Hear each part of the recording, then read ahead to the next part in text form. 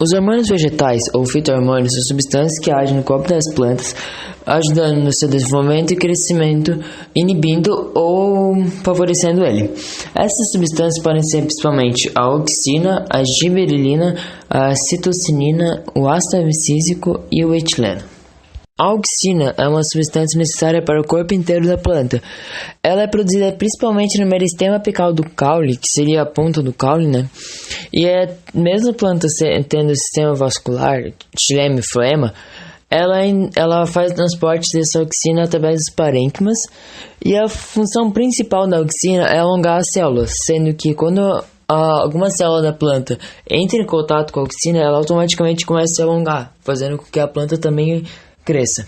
A auxina tem uma particularidade que seria, depende da taxa de crescimento, a concentração altera a taxa de crescimento de diferentes partes da planta. Por exemplo, a raiz, ela acaba precisando de pouca concentração de auxina para ter seu ápice do crescimento.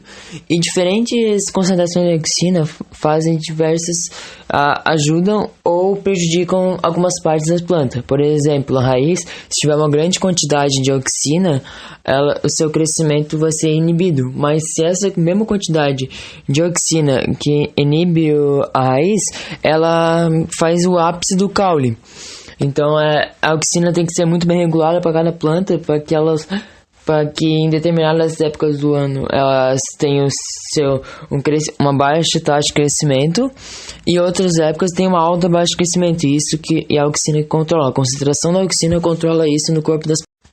Assim, o caule precisa necessariamente de uma quantidade maior de auxina do que a raiz para obter seu crescimento. Mas, se ultrapassar esse limite que ele consegue, onde ele consegue seu ápice, o crescimento dele já é inibido. Então, a planta tem que regular essa concentração de um jeito muito preciso para que a planta não prejudique seu crescimento quando não deve ser prejudicado, né? A auxina é responsável pela movimentação vegetal, que seria o tropismo. O tropismo ele pode ser dividido em fototropismo e geotropismo. O fototropismo é o crescimento da planta em direção à luz, e o geotropismo é em direção à lei da gravidade. O fototropismo ele pode ser dividido em positivo e negativo. O positivo é quando a planta cresce em direção à luz, que seria a parte dela que seria o caule. Já o negativo é quando ela cresce em direção oposta à luz, que seria a raiz. O fototropismo positivo é quando a gente vê a planta, o meristema apical. A fonte de luz, quando ela bate diretamente no meristema apical, a auxina, ela automaticamente faz um fenômeno que seria mais ou menos uma fotofobia, que ela tem meio que medo da luz. Então ela vai em direção contrária à luz que está sendo incidente na planta. Quando a auxina vai em direção contrária à luz, ela vai se chocando com o resto da planta e vai alongando as células, assim fazendo com que a planta, o caule, cresça para cima, porque as suas células vão se alongando, vão crescendo em direção à luz. Já quando você vê a fonte de luz que está vindo lateralmente na planta, a planta acaba recebendo um lado mais auxina, acaba batendo nas células do que outro. Então, um lado acaba tendo as células se alongando muito mais do que o outro lado acaba se encurtando, fazendo com que a planta cresça na direção da luz. A auxina ela vai batendo nesse lado, fazendo com que as células fiquem bem grandes de um lado só da planta e vai crescer, vai se curvando o caule. Já a raiz, ela tem o crescimento do geotropismo positivo. A raiz, o geotropismo positivo, e o caule, o geotropismo negativo. O geotropismo positivo, ele age principalmente em direção à lei da gravidade, que vai para o centro da Terra. Quando a auxina, ela age diferente entre a raiz e o caule. O caule, quando a célula bate, quando a célula... Toda célula que fica em contato com a auxina, ela se alonga. Já na raiz, toda célula que fica em contato com a auxina, ela encurta. Então, por exemplo, quando viramos uma planta de lado, O caule, ele começa a receber um lado mais oxina e crescer em direção à luz. Já a raiz, o lado que recebe mais oxina, que é o lado que fica, a parte que fica para baixo, ela acaba encurtando, e a parte que recebe menos ela alonga, então vai indo para baixo a raiz, sendo já o tropismo positivo. A oxina é responsável por um outro fenômeno que é chamado dominância apical. A dominância apical, ela se dá principalmente pela gema apical, que fica na ponta da planta, né? Que ela acaba inibindo as gemas laterais que ficam entre os nós da planta. Essa gema apical, como ela produz a auxina, ela acaba inibindo o funcionamento dessas gemas. Quando você, por exemplo, poda uma planta, você corta essa gema apical, fazendo com que as gemas laterais elas comecem a desenvolver e criando mais ramos na planta. A giberelina é um hormônio produzido nas raízes e no broto das plantas. E a sua função principal é o crescimento do caule e das folhas. Esse hormônio é principalmente visto em associação com a citocinina, que os dois juntos acabam gerando a germinação. A germinação ocorre num processo chamado embebecimento, que seria a semente entrar em contato com a água. Quando ela entra em contato com a água, ela enfraquece o tegumento da semente, que seria a casca dela, né?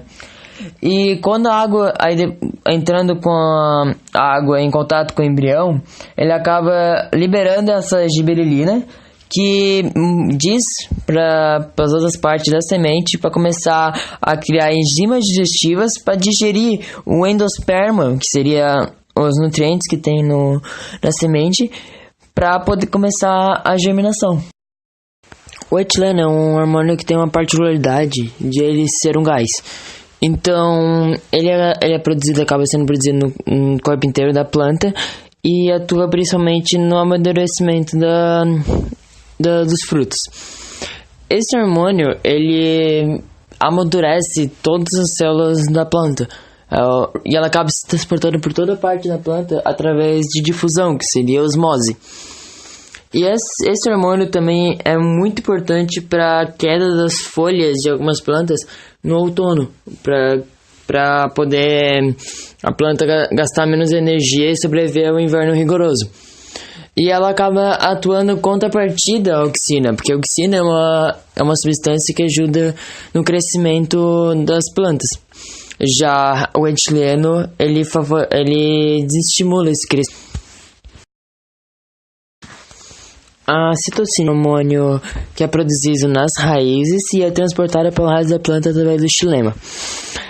Esse hormônio ele atua principalmente na divisão celular. Como o próprio nome diz, o nome dá uma referência à última fase da divisão celular das células animais, que seria a citocinese. Então, citocinese.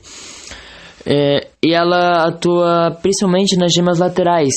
Por exemplo, quando você tem a dominância apical da auxina e é cortada a gema apical, a citocinina acaba indo para essas gemas laterais e faz com que elas se desenvolvam, tem essa divisão celular e se desenvolvam.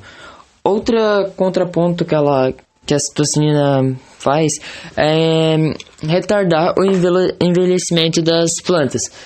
Ele acaba sendo o contrário do etileno, que o etileno acaba fazendo o envelhecimento das plantas. Ele em contraponto ao etileno. O ácido abscísico é um hormônio produzido principalmente pelas folhas, pela coifa, que seria a ponta da raiz, e pelo caule, e é transportado pelo xilema e pelo floema da planta. Esse hormônio ele atua principalmente na inibição do crescimento. Essa inibição do crescimento ela ocorre muitas vezes em outros países, por exemplo no norte do mundo, né, onde temos temperaturas muito frias no inverno. Aí as plantas acabam inibindo o seu crescimento para que gastem bem menos energia e consigam sobreviver a esse rigoroso inverno. Já nos países aqui no Brasil, por exemplo, não temos esse fenômeno ocorrendo com grande frequência. Outra particularidade do ácido abscísico é questão aos estômatos. Quando a planta os estômagos estão com muito potássio, ela acaba transpirando H2O em forma de vapor pelos estômagos, né? O que o ácido bicílico faz é tirar esse potássio de dentro dos estômagos e com isso tira-se a água. Assim a planta acaba perdendo menos água e na forma de vapor pelos estômagos e fecha esse estômago e a abertura acaba se fechando.